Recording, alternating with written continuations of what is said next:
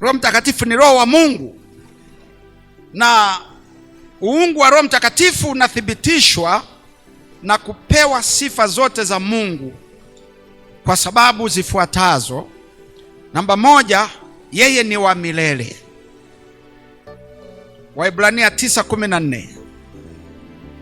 Alafu yeye yupo kila mahali. Roho Mtakatifu yupo kila mahali. Uzuri wa kuwa naye yeye, hata kama ulikuwa unashindwa ukiwa peke yako huko gizani, ukiwa na yeye uwe popote. Unajua kuna watu nuruni ni watakatifu, lakini gizani sio watakatifu. Tukiwa hivi, mwingine utakatifu wake tu akishakanyaga kanisani mtakatifu. Tukiachana hapo, anajijua anavyochanja mbuga zake, anazijua mwenyewe. Mungu atusaidie sana. Zaburi 139 mstari wa 7 hadi wa 10. Yeye yuko kila mahali. Anasema niende wapi nijifiche na uso wake? Nikienda kwenye maji, baharini yuko, kaburini yupo, angani yupo, kila mahali yupo. Alafu yuko na kamera zake. Ndio maana anasema habari zetu zote siku ya mwisho zitawekwa wazi zote, hakuna itakayofichwa. Kila tulilolifanya, tulilolitenda litawekwa wazi, litawekwa peupe. Tulifanyaje? Tuliishije? Tulitendaje? Sema amen. Jina la Bwana libarikiwe sana. Kwa hiyo habari zetu zote tulizozifanya, hakuna kitu ambacho kitajificha. Vyote vitawekwa peupe, hakuna kitaka. Jina la Bwana libarikiwe sana. Mhubiri 12 mstari wa 14.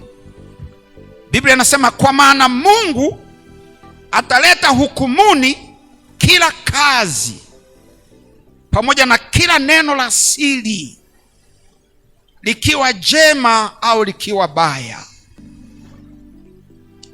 Hapo ndipo utakapomjua Mungu ni fundi. Hakuna fundi kama Mungu. Mjuaji ni Mungu, anayeelewa ni Mungu peke yake. Hata kama ulishinda kwenye mahakama, utaambiwa ukushinda, ulifanya hivi. Jina la Bwana libarikiwe sana. Tuko pamoja? Ndiyo. Nisikilize. Kwa hiyo Mungu ataleta hukumuni kila kazi ulioifanya, nilioifanya, tulioifanya, iwe njema iwe mbaya, ataileta hukumuni zote, iwe ya asili iwe ya nini, itakuwa peupe. Kila kitu kitakuwa peupe. Kwa Mungu yuko kila mahali, popote ulipo yupo. Fanya kwa asili yupo, fanya gizani yupo. Amani ya Yesu iwe pamoja nanyi. Sasa huyu anapewa uungu Roho Mtakatifu kwa sababu yeye ni mwenye uwezo wote, ana uwezo wote na nguvu zote, na anajua yote. Sema amen. Anajua yote. Yeremia 32 mstari wa 26, 32 Yeremia 26, na Luka 1:34 hadi 37 kule utakuta tu. Jina la Bwana libarikiwe sana. Yeye ni muumbaji. Kwa Roho Mtakatifu ni muumbaji, anaweza hata kama mtu ndio maana anaponya.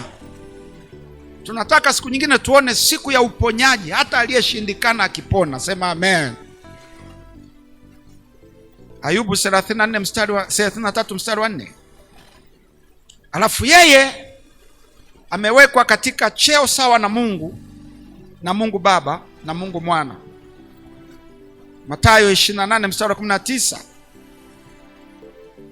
na Wakorinto wa kwanza mlango wa 12 mstari wa 4 na wa 6. Point hiyo tumeisha.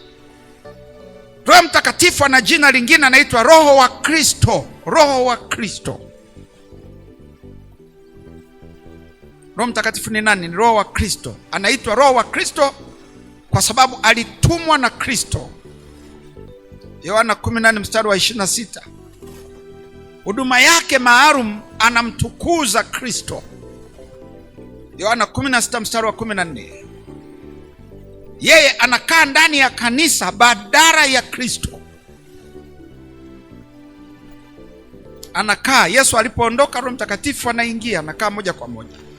Warumi 8 mstari wa 9 hadi wa 10 na Wagalatia 2 mstari wa 20. Yeye hakuja kuchukua nafasi ya Kristo, bali alikuja kumthibitisha Kristo kuwa ni halisia ndani ya kanisa lake.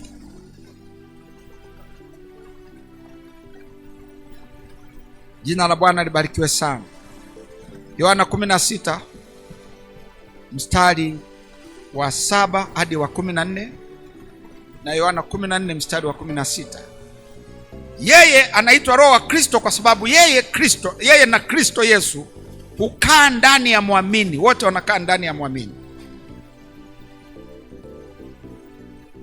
Yohana 14 mstari wa 26, Rumi 8 mstari wa 9 hadi wa 10. Jina la Bwana libarikiwe sana. Na kwenda kwenye namba 3, namba nyingine. Roho Mtakatifu anaitwa mfariji. Kwa lugha ya wenzetu anaita Parakletos. Parakleta. Yeye ni mfariji. Yohana 14 mstari wa 15 hadi wa 16. Kuja kwa mfariji, hakuna maana Yesu ameacha kazi yake ya kuwa mtetezi au kuwa mfariji. Hajaacha kazi ya kuwa mtetezi wa watu wake. Bado Kristo anafanya kazi yake. Sema amen. Kitu kimoja hapa, kuna kitu nataka nikiingize hapa. Unajua Yesu bado hajaacha kufanya kazi yake. Sema amen. Jambo la kwanza unapaswa kufahamu, mpaka sasa Yesu bado anatuombea. Sema amen. Ijapokuwa sisi hatuombi. Tuangalie katika ile Warumi 8 mstari wa 34. Mpaka leo Yesu bado anafanya kazi ya kutuombea. Warumi 8 mstari wa 34. Biblia inasema, ni nani atakayewahukumia adhabu? Kristo Yesu ndiye aliyekufa, naam, zaidi ya hayo amefufuka katika wafu, naye yuko mkono wa kuume wa Mungu, tena ndiye anayetuombea. Sema amen. Yesu hajaacha kuomba, kutuombea. Katika anayewapenda wanadamu sana ni Yesu. Sema amen. Bado yuko mkono wa kuume, anafanya nini? Anatuombea. Walimu wangu wa Biblia walisema neno lazima lithibitishwe na maneno mawili au matatu. Sema amen. Waebrania 7 mstari wa 24 na 25. Uone Yesu bado anatuombea huko aliko. Waebrania 7 mstari wa 24 na 25. Samani 24 na 25. Bali yeye, nimesema yeye ni Mungu, ni Yesu, ni Roho Mtakatifu, kwa kuwa akaa milele, anao ukuhani wake usioondoka, naye kwa sababu hii haweza kuwaokoa kabisa wale wamjiao Mungu kwa yeye, maana yu hai siku zote ili awaombee. Sema amen. Umenielewa? Punga mkono. Jina la Bwana libarikiwe sana. Nashangaa sana msipoomba. Nashangaa sana mkiacha maombi. Alafu sisi tunaoombewa hatuombi. Yesu mpaka leo huko anaomba.